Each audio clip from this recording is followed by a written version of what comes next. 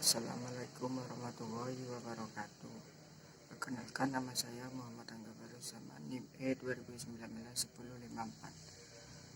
Pada pertemuan kali ini saya akan membahas tentang ekonomi 4 sektor atau ekonomi terbuka.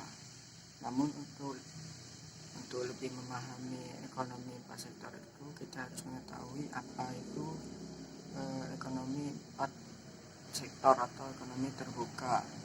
Kemudian apa saja komponen-komponen ekonomi terbuka itu. Ekonomi terbuka adalah perekonomian suatu negara yang terlibat luas dalam perdagangan antar negara. Hampir semua negara itu mengikuti perdagangan internasional, artinya terjadi ekspor dan impor. Dengan mengikuti perdagangan internasional dapat memicu ekonomi nasional karena akan meningkatkan atau memperluas pasar dan meningkatkan daya saing produksi dalam negeri. Konsekuensi dari perekonomian terbuka dari segi ekonomi makro, ekonomi terbuka berarti ada pasar keempat dalam proses perekonomian, yaitu pasar luar negeri. Adanya pasar luar negeri mempunyai konsekuensi yang lebih lanjut terhadap pasar-pasar lainnya. Khususnya ada konsekuensi penting yang menyangkut penyesuaian pengertian 3 konsep, yaitu yang pertama permintaan agregat di pasar barang. Maka permintaan barang dan jasa ini akan meningkat karena terjadi penambahan pasar luar negeri. Kemudian yang kedua yaitu jumlah uang yang beredar dari pasar barang akan bertambah. Yang ketiga, harga barang atau jasa. Harga barang dan jasa akan berubah jadi lebih mahal ataupun lebih murah. Yang ketiga, kemudian sirkulasi aliran pendapatan. Di sini ada 4 sektor. Yang pertama, perusahaan.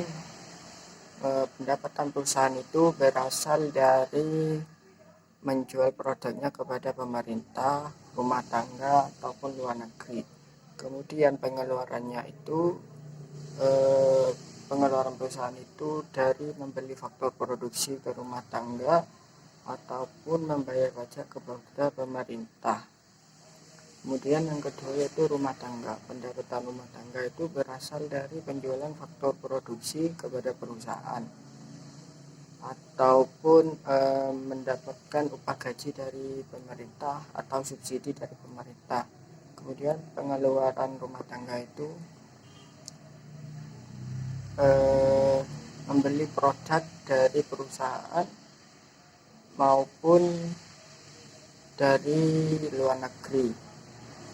Kemudian pemerintah, pendapatan pemerintah itu berasal dari pembayaran pajak perusahaan ataupun dari pajak individu.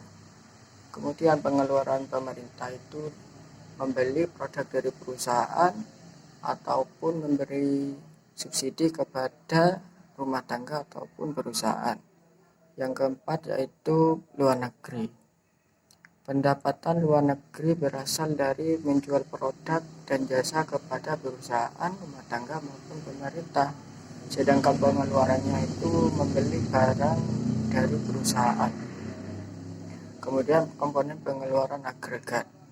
Yang pertama, konsumsi rumah tangga atas barang-barang yang dihasilkan atau CDN. Yang kedua, investasi perusahaan atau I. Yang ketiga yaitu pengeluaran pemerintah atas barang dan jasa yang diperoleh dalam negeri atau G.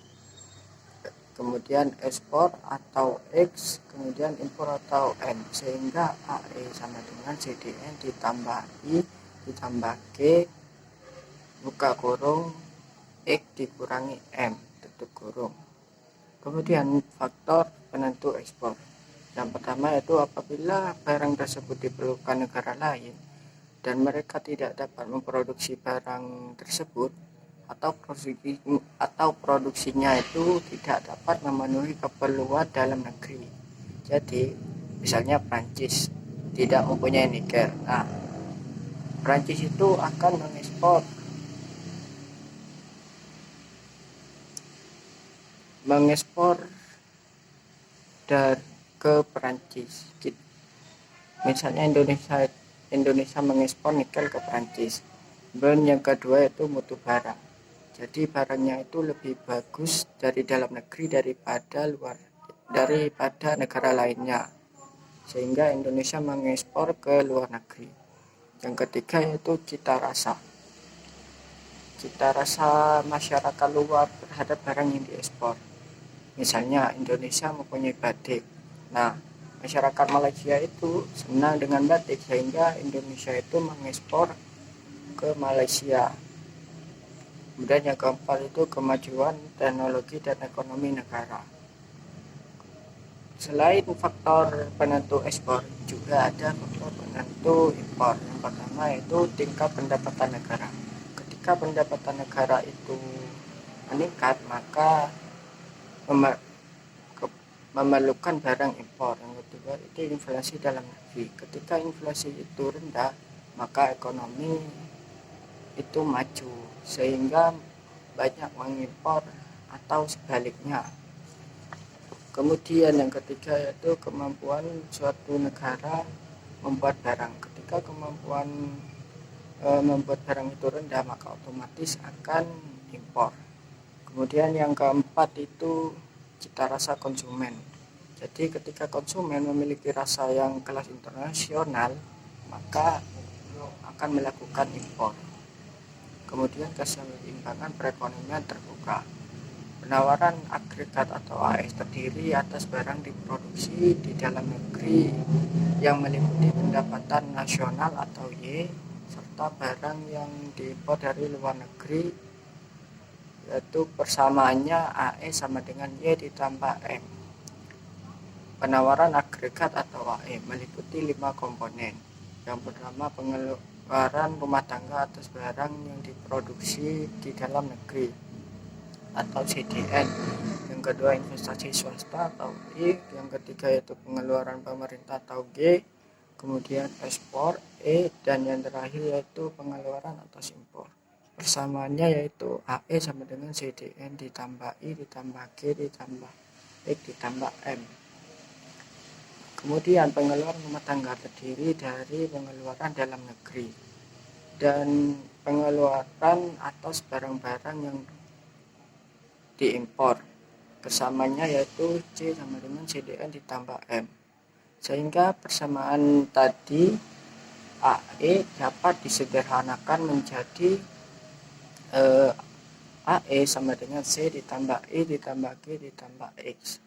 Dengan demikian keseimbangan perekonomian terbuka tercapai apabila Y ditambah M sama dengan C ditambah G ditambah X, atau Y sama dengan C ditambah I ditambah G ditambah buka kurung X dikurangi M. Suntikan dan bocoran. Keseimbangan dicapai ketika I ditambah G ditambah X sama dengan S ditambah T ditambah M. Pendapatan disposable merupakan sisa pendapatan nasional dikurangi dengan pajak-pajak. YD sama dengan Y. YD sama dengan Y dikurangi pajak perusahaan dikurangi pajak individu, atau YD sama dengan Y dikurangi T. Selanjutnya pendapatan disposable digunakan untuk membeli barang dalam negeri dan impor dan ditabung. C sama dengan CDN ditambah M. Untuk ditabung sebanyak S. Dengan demikian keseimbangan perekonomian terbuka tercapai apabila Y dikurangi T sama dengan C ditambah S, atau Y sama dengan C ditambah S ditambah T, di mana C merupakan pengeluaran rumah tangga membeli barang dalam negeri dan impor, sehingga Y sama dengan C ditambah I ditambah G ditambah buka kurung X dikurangi M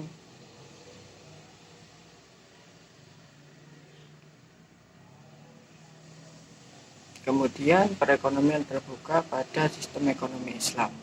Menurut Manam, prinsip dasar yang telah ditetapkan Islam itu mengenai perdagangan dan niaga adalah tolak ukur dari kejujuran, kepercayaan, dan ketulusan. Sejarah telah membuktikan bahwa Islam telah menganjurkan perdagangan internasional. Sekian dari saya, mohon maaf bila ada kesalahan. Wassalamualaikum warahmatullahi wabarakatuh.